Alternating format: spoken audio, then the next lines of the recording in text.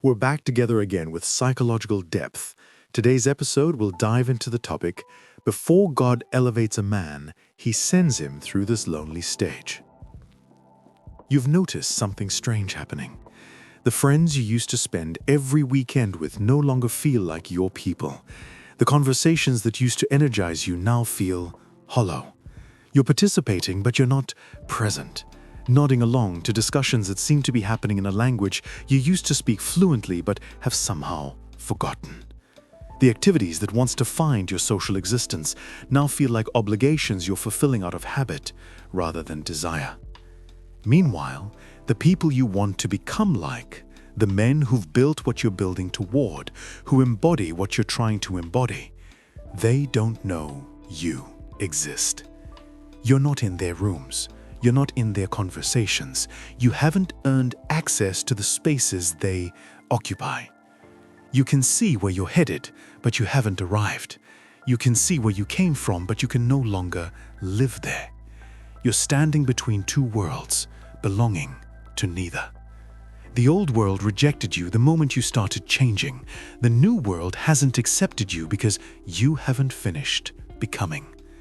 The loneliness isn't circumstantial. It's structural. It's not that you happen to be alone. It's that the stage you're in requires aloneness as condition of its completion. The stage has a purpose you can't see from inside it. The isolation that feels like punishment is actually preparation. The disconnection that seems like loss is actually clearing space for what's coming. The emptiness that threatens to break you is carving capacity for what you'll need to hold. Today, we're examining the lonely stage that precedes elevation, not to romanticize suffering. Suffering isn't automatically noble, but to map the terrain so you recognize where you are when you find yourself there. The man who understands the purpose of the stage he's in navigates it differently than the man who thinks something has gone wrong. The masculine journey follows patterns that cross circumstance. The wealthy man's son and the poor man's son both face similar trials. The content differs, but the structure persists. Both experience rejection, both face failure, both encounter betrayal by people they trusted. Both navigate disappointment that threatened to define them. These trials aren't aberrations, they're curriculum. The struggle you're experiencing isn't evidence that your path went wrong, it's evidence that you're on the path at all. The man whose life contains no difficulty isn't blessed. He's either lying or living so safely that he's avoiding the terrain where growth occurs. Most men begin in some form of chaos. The chaos appears differently depending on circumstance. Economic instability that made survival dominate attention. Households without emotional presence. Parents physically there but psychologically absent. Environments where nobody modeled what healthy relationship to self, others, or purpose actually looks like. The chaos creates confusion that extends far beyond childhood. The man raised without guidance develops compensations that feel like personality but are actually adaptations to dysfunction. The confidence he never developed gets covered by bravado that doesn't quite convince. The emotional literacy nobody taught him remains absent, while he builds coping mechanisms that work until they don't. Two destinations commonly emerge from this chaos. Some men develop destructive patterns, substances, behaviors, relationships that damage rather than build. The chaos outside gets internalized as chaos inside, and the chaos inside finds expression through choices that compound difficulty rather than resolving it. Other men develop aimlessness, no destruction exactly, no obvious addiction, no dramatic dysfunction, just drift. Days that pass without accumulating toward anything. Years that elapse without progression toward purpose. Life that happens rather than life that's built. The absence of destruction gets mistaken for presence of direction when actually neither exists. Both destinations share underlying emptiness. The man destroying himself and the man drifting nowhere both experience the same fundamental absence of meaning that makes getting up each morning feel like effort that produces nothing. The surface manifestations differ. The core condition is identical. Life moves in cycles that repeat until something interrupts them. The same relationship pattern, the same financial pattern, the same emotional pattern, the same circumstances appearing with different faces producing the same outcomes, confirming the same conclusions about how life works and what you deserve from it. The cycles feel like fate, like you're trapped in something you didn't choose and can't escape. The evidence accumulates. Here it is again, the same thing happening, proof that this is just how your life goes. The interpretation seems undeniable because the pattern keeps providing confirming data. But the cycles aren't fate, they're feedback. The pattern keeps repeating because the thing that produces the pattern hasn't changed. You keep ending up in the same situations because you keep making the same decisions, running the same unconscious programs, approaching life with the same orientations that produce the outcomes you're experiencing. Again, breaking cycles requires breaking the self that produces them, not modification of the self, termination of the self. The identity that created your current patterns cannot create different patterns while remaining intact. The transformation required isn't improvement, it's replacement. The old version has to die for the new version to emerge. This death is what most men avoid. The destruction seems too complete. The identity they've constructed, even if it's producing terrible outcomes, feels like who they are. Abandoning it feels like abandoning existence itself. So they cling to the very patterns that are destroying them because the patterns feel safer than the unknown that would replace them. The awakening arrives through various channels, sometimes through books that articulate what couldn't be articulated before, sometimes through mentors whose example demonstrates what's possible, sometimes through podcasts, content, communities that provide language and frameworks for understanding what's been happening and what could happen differently. Sometimes the awakening comes through crisis. The destruction reaches bottom that can't be ignored. The drift extends so long that the emptiness becomes undeniable. Something breaks that was holding the previous structure together, and the breaking creates opening for something new. The awakening feels like waking up inside a life you've been sleepwalking through. The same circumstances surround you, but you see them differently. The patterns you couldn't name suddenly have names. The dynamics you were subject to without understanding become visible in ways that create possibility for response rather than mere reaction. What follows awakening is the work, the replacement of what was with what could be. The habits that serve destruction or drift get replaced by habits that serve purpose. The daily behaviors that accumulated damage get replaced by daily behaviors that accumulate building. The work is unglamorous. It's getting up early when getting up late is easier. It's saying no to what used to feel essential. It's doing the thing you know you should do when every part of you wants to do otherwise. The work is hundreds of small choices that nobody sees, each choice creating trajectory that only reveals itself over time. The inner voice changes. The voice that used to narrate your inadequacy, that kept confirming the unworthiness the chaos installed, this voice gets replaced by something different. Not false positivity, not delusion, but accuracy that includes possibility rather than accuracy that only includes limitation. The way you treat others changes, not through performance, but through overflow. The integrity that you're building internally expresses itself in how you engage with people. The standards you're holding yourself to extend into standards for how you conduct relationships.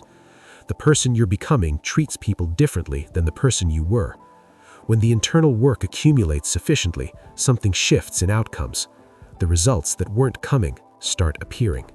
Not through luck, through alignment. The actions that match purpose produce outcomes that match intention. The cause and effect that seemed broken during the chaos starts operating in ways that favor rather than hinder. But here's what nobody tells you. Before the outcomes fully materialize, something else happens. Something that doesn't feel like progress. Something that feels like regression. Something that makes you wonder whether the work was worth it at all. The lonely stage arrives. The people who knew the old you no longer fit the person you're becoming. The conversations that used to feel natural now feel like translations between languages that don't quite map onto each other. You're sitting with friends you've had for years and realizing that what connects you isn't deeper than shared history and proximity. This isn't judgment of them. They haven't done anything wrong. They're still the same people they've always been. You're the one who changed. The relationship that worked when you were both in the same place stops working when you've moved and they've stayed. The pull backward is powerful. The loneliness creates a vacuum that the familiar could fill. The old friends are still there. The old activities are still available. The old version of yourself could be resumed with minimal effort. The gap between where you are and where you came from feels smaller than the gap between where you are and where you're going. Some men close this gap backward. The loneliness becomes intolerable and they return. They pick up the dropped habits. They reconnect with the abandoned relationships. They resume the drift or the destruction that feels terrible but at least feels familiar. The lonely stage defeats them because they interpret it as evidence that change was a mistake. The interpretation is wrong, but understandable.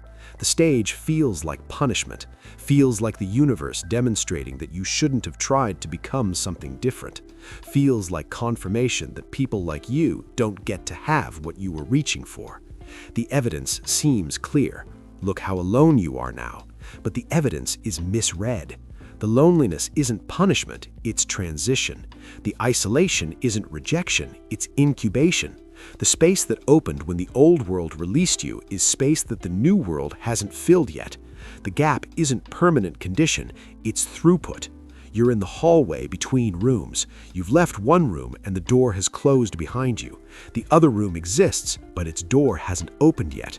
The hallway is uncomfortable because hallways aren't meant for habitation, they're meant for traversal. You're not supposed to stay here, but you have to pass through here to get where you're going. The confusion that accompanies this stage is disorienting. You're no longer who you were. That identity has been shed. You're not yet who you're becoming. That identity hasn't fully formed. You're in the strange intermediate space where the old self has died, but the new self hasn't fully been born. This intermediate space produces experiences that don't fit previous categories. You find yourself unable to enjoy things that used to satisfy you. You find yourself unable to fully engage with things that should satisfy the new version of you. Everything feels partially real, partially distant, partially out of focus. People sense something different about you, not through anything you're saying or doing overtly, through something less visible. The changes you've made internally express themselves through your presence, your energy, something that doesn't have precise name, but that others detect without knowing what they're detecting. Some people are drawn to the change. The changes you made make others curious. They see you growing and changing and want to know how you're doing it. They see you overcoming limitations they shared with and want to understand how you escaped them. These people may become new allies on your journey. They may become the new sources of connection and support that you need for the future. Other people are repelled by the change. The changes you've made make them feel left behind or judged for not changing. They see you growing and changing and feel threatened by your departure from their level. They see you overcoming limitations they shared with and feel defensive about not making the same effort. These people may become the sources of resistance and conflict that you need to overcome. They may attempt to pull you back into the old world or attack the new world you're building. The key is to recognize the stage. You're in the hallway between rooms, and if you don't know that, the hallway feels like a prison. If you do know it, the hallway is a passage to a new room. The loneliness is a vacuum that new connections will eventually fill. The confusion is a transition to a new identity. The absences are a space for new presences.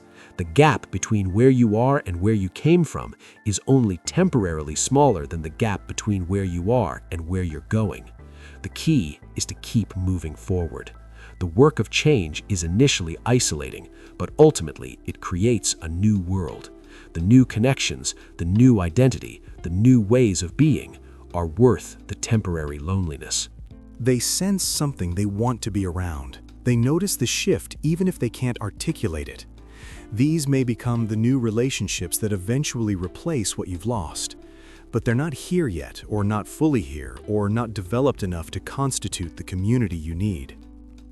Other people are repelled by the change. They sense that you're no longer what they can relate to. They sense that the common ground you used to share has eroded. They may not become hostile, they just become absent. The drift happens naturally because the connection that maintained the relationship has dissolved. The women who used to interest you may no longer interest you. The standards that used to govern your attraction have shifted. What you were willing to accept when you were the previous version no longer seems acceptable now that you're becoming the current version. The pool shrinks even as your value increases. The women who might interest the future you don't know you exist yet. You haven't arrived at the places where they are. You haven't demonstrated the status that would draw their attention. You're in the gap where the old romantic patterns have ended, but the new romantic patterns haven't begun. This applies to all relationships, not just romantic ones. The friends who would align with the person you're becoming haven't entered your life yet. The mentors who would guide the next stage haven't appeared yet. The community that would support your continued development hasn't formed yet. You're alone because the network that matches who you're becoming is still assembling. The temptation to return intensifies during this period. The old world is still there, still accessible. The barrier to re-entry is low. You could resume what you left behind with minimal effort. The familiarity calls to you, promising relief from the isolation you're experiencing. Every man who goes through this stage faces this fork. Continue forward through the loneliness, towards something that hasn't materialized yet, or turn back towards certainty of the familiar, toward the world that doesn't serve you but at least knows your name. Most men turn back. The statistics aren't available because nobody tracks this, but observation suggests that most men who begin the journey don't complete it. The lonely stage breaks them. The isolation exceeds what they can tolerate. The faith required to continue without evidence exceeds what they can sustain. The return often happens gradually, not a dramatic decision, but slow erosion. The habits that were being built start slipping. The standards that were being held start relaxing. The direction that was being maintained starts drifting. By the time the return is complete, it often looks like it was inevitable rather than chosen. What happens to the men who don't return? They stay in the hallway longer than is comfortable. They endure the isolation without letting it drive them backward. They maintain the practices that they developed even when the practices don't seem to be producing results. They continue becoming who they're becoming, even when the becoming feels pointless. The staying is itself the work. Not additional work beyond what they were already doing. The staying is what the stage demands. The capacity to be alone without returning to what made them not alone before. The capacity to trust what they can't see because what they can see isn't providing evidence. The mindset that carries men through this stage involves particular understanding of how life operates. The recognition that external circumstances reflect internal conditions, that the outside eventually mirrors the inside, that the work being done internally will eventually express itself externally, but on timelines that can't be controlled and through mechanisms that can't be predicted. The men who understand this keep working on the inside, even when the outside hasn't shifted yet. They keep building the mindset, the habits, the orientation, even when the results haven't appeared. They recognize that the lag between internal change and external change is real, and they operate within that lag without losing faith that the lag will close. The men who don't understand this look at external circumstances for validation of internal work. When the external validation doesn't come quickly enough, they conclude that the internal work isn't working. The conclusion leads to abandonment of the work, which guarantees that the external results will never arrive.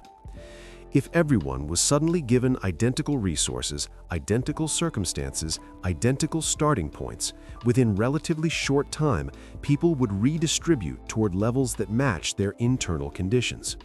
The man whose mindset generates wealth would regenerate wealth. The man whose mindset generates poverty would return to poverty. The external is effect, the internal is cause. This is why working on the internal is the only work that matters. The circumstances you're trying to change are symptoms. The mindset that produces them is cause. Changing symptoms without changing cause creates temporary relief that reverts.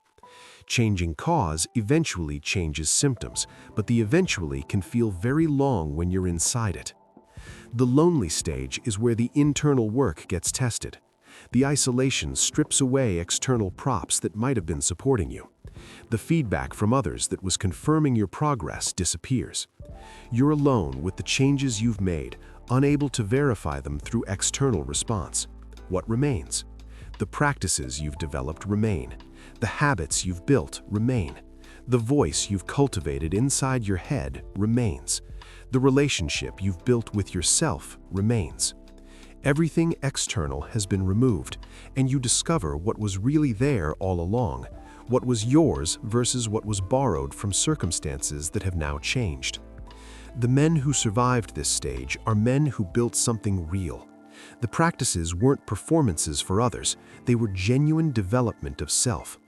The habits weren't maintained for approval, they were maintained because they served something the man had internalized. The inner voice wasn't borrowed, it was cultivated through work that happened when nobody was watching. The men who don't survive this stage are men whose changes were more performative than they realized. When the audience disappeared, the motivation disappeared with it. When the external confirmation stopped arriving, the internal conviction wasn't strong enough to continue without it. This isn't moral judgment. The difference often isn't about character, it's about depth of transformation. The man whose transformation penetrated deeply enough survives. The man whose transformation remains surface level, even if he didn't know it was surface level, doesn't survive. The stage reveals what was real versus what was aesthetic. The stage also builds something that couldn't have been built any other way. The capacity to be alone without collapsing. The capacity to trust internal conviction when external evidence contradicts it. The capacity to continue when the sensible thing would be to stop. These capacities only develop through circumstances that demand them. The man who emerges from the lonely stage isn't the same man who entered it. The passage itself transforms. The capacities he developed during the isolation become part of him permanently. The faith he built when there was nothing to have faith in doesn't disappear when circumstances improve. The self-sufficiency he was forced into becomes foundation rather than emergency measure. The loneliness eventually ends, not through willpower alone, through the internal changes finally expressing themselves externally. The person he's become starts attracting different circumstances. The energy he carries starts drawing different people. The presence that developed during the isolation starts creating new connections. The new connections aren't like the old ones. They're not based on shared dysfunction or mutual drift. They're based on alignment with who he's become. The people who enter his life now enter because they resonate with the current version, not because they're remnants of relationships that formed before the transformation began. The women who become available are different women than before, not better in absolute sense, different in kind. They match who he is now, rather than who he was. The relationships that become possible are relationships the previous version couldn't have accessed, because the previous version wouldn't have attracted them. The professional circumstances that emerge are different than before. Opportunities that weren't available become available. Doors that were closed begin opening, not through magic, through the intersection of preparation and positioning that only became possible through the work that happened during the lonely stage. Looking back from the other side, the purpose of the stage becomes visible in ways it couldn't be from inside it. The isolation that seemed like punishment was actually preparation. The time alone was time for consolidation. The absence of external support was forcing the development of internal support that would be needed for what came next. The man who refused to return can see now why returning would have destroyed everything. The old world that called to him during the loneliness would have kept him from the new world that eventually opened. The relief he would have experienced from going back would have cost him everything he now possesses. This visibility only exists in retrospect. From inside the stage, the purpose is invisible. The faith required is faith in something that can't be demonstrated until after it's already happened. The man who requires evidence before acting won't survive the stage because the stage requires acting before evidence arrives. This is why the lonely stage precedes elevation rather than following it. The elevation couldn't happen without the capacities the stage develops. The man who hasn't gone through it hasn't developed what the next level requires. The isolation isn't an obstacle before elevation, it's training ground for it. Some spiritual frameworks describe this as divine preparation. The loneliness is sent because it produces something that couldn't be produced otherwise. The stripping away of external supports forces reliance on internal supports that then become unshakable. The pattern appears across traditions because it describes something true about how transformation works. Whether you understand it spiritually or psychologically, the mechanism is the same. The external has to be removed for the internal to develop fully. The man who always has support never develops capacity to support himself. The man who's forced to find everything within himself develops resources that remain available regardless of external circumstances. The message that emerges from understanding the stage is specific and clear. Don't quit during the loneliness. The feeling that something has gone wrong is misleading. The sense that change was a mistake is inaccurate. The interpretation that the isolation means failure is exactly backward. The loneliness means you're in the hallway. The old room has released you. The new room hasn't admitted you yet. The passage between rooms is uncomfortable by design. The discomfort is not evidence that you shouldn't have left the old room. It's evidence that you are between rooms, which is exactly where passage requires you to be. Stay in the hallway. Don't go back to the old room. The door to the new room will open, but only for the man who's still standing there when it does. The man who returned to the old room won't even know the door opened because he won't be there to see it. The practices that got you this far are the practices that will get you through. The habits you developed don't need to be upgraded for this stage. They need to be maintained without the feedback that was sustaining them. The work doesn't change. The conditions under which you're doing the work change. Keep getting up early, even though nobody's watching and nothing seems to be happening. Keep doing the work, even though the results haven't materialized. Keep becoming who you're becoming, even though the becoming feels pointless. The pointlessness is illusion generated by the stage you're in. The becoming isn't pointless. You just can't see the point yet. The evidence that the stage is ending comes in forms you might not recognize. Small shifts in who's appearing in your life, subtle changes in how circumstances are developing, things beginning to align that weren't aligning before. The shifts are easy to miss if you're looking for dramatic transformation. They start subtle before they become obvious. Pay attention to the subtle. The woman who seems different from women you've encountered before. The opportunity that seems to appear from nowhere. The conversation that connects more deeply than conversations you've had recently. These are signals that the stage is transitioning. They're what the hallway looks like when the new room's door is beginning to open. Trust what you built during the isolation. The capacities you developed while alone remain yours when you're no longer alone. The self-sufficiency doesn't disappear when community appears. It becomes the foundation on which healthy community can rest. The relationship to yourself that developed when external relationships were absent becomes the basis for external relationships that actually work. The lonely stage isn't forever. It ends. But it only ends for the man who goes through it without abandoning what the stage is developing. The man who quits never gets to experience the ending because he's no longer in the passage when the passage completes. God or life or circumstance or whatever framework makes sense to you sends this stage because what comes next requires it. The elevation that follows can't happen to the man who hasn't gone through the preparation. The preparation is the lonely stage. The elevation is what the stage produces. If you're in the stage right now, recognize where you are. The loneliness has purpose. The isolation has function. The confusion about which world you belong to is a temporary condition of transformation in progress. You're not stuck, you're transitioning. The transition requires the experience you're having. Stay, continue, persist through what feels like it might break you. The breaking isn't the goal. The building that happens through surviving the almost breaking is the goal. You'll emerge stronger than you entered. You'll emerge prepared for what comes next. You'll emerge as the man who made it through. For those currently in this stage, share what you're experiencing, not for sympathy, but for solidarity. Others are in the same passage. Others are facing the same temptation to return.